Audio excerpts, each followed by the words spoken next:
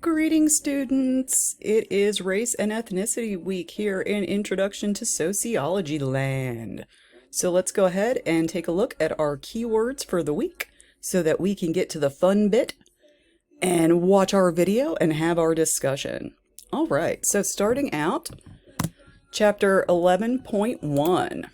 All right, so the first important part of this chapter for you to understand is the concept of the social construction of race. Now, this is the idea that race is not biologically identifiable, because it's not. We invented race, guys. This is literally something we can trace in history. In the 1500s, we invented race. So it's not biologically identifiable, and previous racial categories were based on pseudoscience. This is phrenology. This is the idea that we can measure somebody's skull and determine how smart they are. It's very, very dumb and very, very bad science.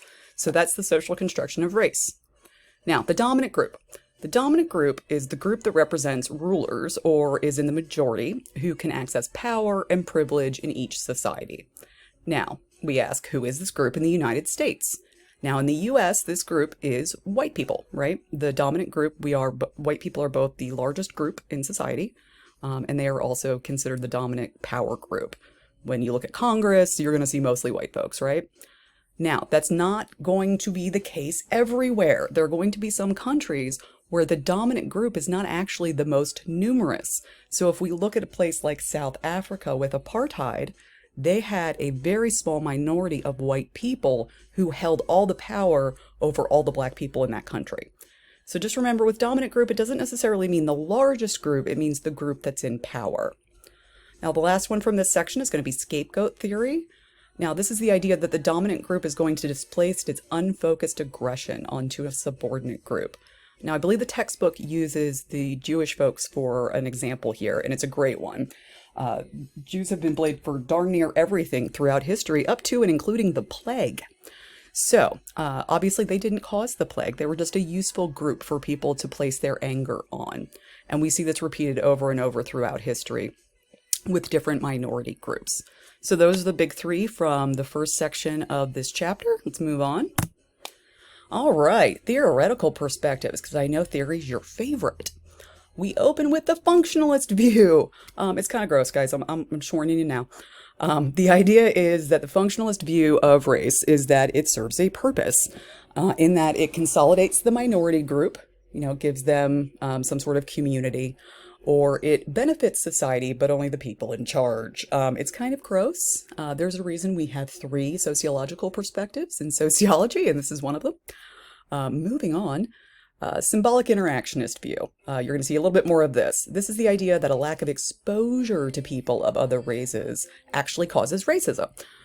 So because you don't have individual experiences with people, you kind of project whatever you get in the media. So they're going to be looking at symbolic representations. They're going to be looking at the media. They're going to be asking questions like, how do you identify? So that's the symbolic interactionist view.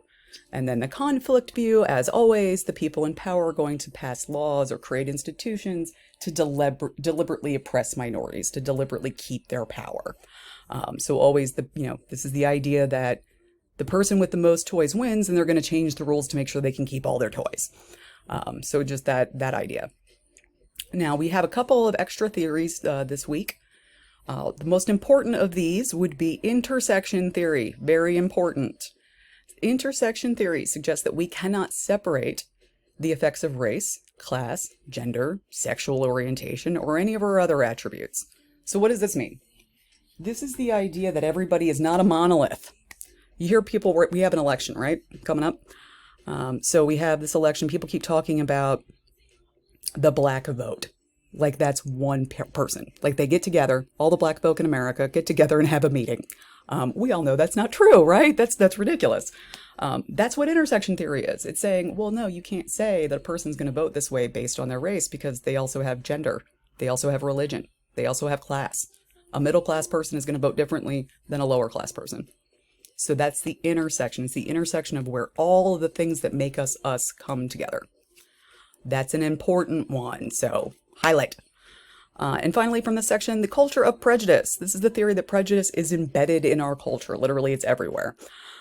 This is presumed to be the cause of implicit bias. And when you start looking around, you do kind of start to see this play out, that because we just have this kind of implicit dislike or disregard for certain groups, we kind of naturally go towards these cultural productions that aren't necessarily the best. We'll get into a little bit more of this with our film coming up and everything, but these are the important bits from 11.2. Moving on. 11.3, keywords and concepts. Yay! Stereotypes. Hopefully you guys know what these are, but we're clarifying it anyway. So these are oversimplified generalizations about groups of people. Textbook had a bunch of examples. Not good. Don't assume things about people. Never do. Prejudice refers to the beliefs, thoughts, feelings, and attitudes someone holds about a group. So when you meet somebody and they use bad language or they say mean things, that's prejudice, right? In their minds, they don't have a great idea. Whereas discrimination consists of actions against a group of people. So whereas prejudice is belief, discrimination is action. That's the big difference between prejudice and discrimination. A person can be prejudiced and not discriminate. Okay, so a person can have negative thoughts but not enact them. These are two different things. Two more concepts here. We have racial steering, in which real estate agents direct prospective homeowners toward or away from certain neighborhoods based on their race. After redlining was officially illegal, once we had the civil rights movement in the 60s and we started getting rid of this stuff in the 70s, we came up with other ways to segregate our neighborhoods. And this is one of the ways that happens. So unfortunately, this is still something that happens in the world. So be aware of that. And then we finally have implicit bias from the section. This is the process of associating those stereotypes or attitudes toward categories of people without conscious awareness. It's literally baked in, also known as unconscious bias. It's that we're so steeped in a culture of racism and negative attitudes towards certain groups that we literally can't help it. It's just baked into our wiring. So these are the important chunks from this section. Last one. Intergroup relations. This was the immigration section. So we have pluralism is represented by the ideal of the United States of the salad bowl, right? The great mixture of different cultures where each culture retains its own identity and yet adds its flavor to the whole. I want you to think about American Thanksgiving, right? You have some standard pieces. You have, generally there's a bird, right? There's a turkey somewhere. Generally there's a potato of some sort. But how all of those things play out, how they actually appear in life, are going to be very, very different based on what culture those folks came from. And that's part of what makes America great. So pluralism. We also have assimilation. That describes the process by which a minority individual or groups gives up their own identity and starts taking on the characteristics of the dominant culture.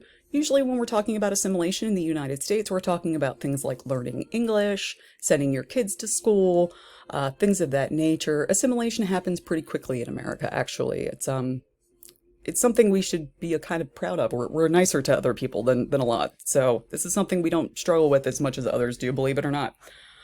Finally, we have model minority. This is a stereotype that is applied to a minority group that is seen as reaching significant educational, professional, and socioeconomic levels without challenging the existing establishment. Now, I have the question on here, who is this in the U.S.? We actually hear about this. There was a lawsuit last year where the Asian American community actually sued Harvard for discriminatory practices because they didn't get the same kind of affirmative action as other minorities because they were seen as actually doing better than white people in the U.S., and that was just not true.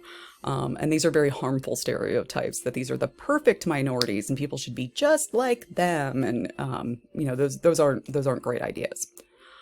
So those are the key words from the chapter this week that we need to focus on for our exams and our quizzes and everything. So make your flashcards or do whatever it is that you do. Now, on to the fun stuff, because nobody likes the textbook. This week, we are going to be watching A Class Divided. It's actually a Frontline documentary from PBS. So, after following the assassination of Martin Luther King, a school teacher in Iowa named Jane Elliott introduced an experiment to her third grade class. The idea was to try to teach a class full of white children what it was like to be discriminated against for something they could not control. This was also known as the blue-eyed experiment.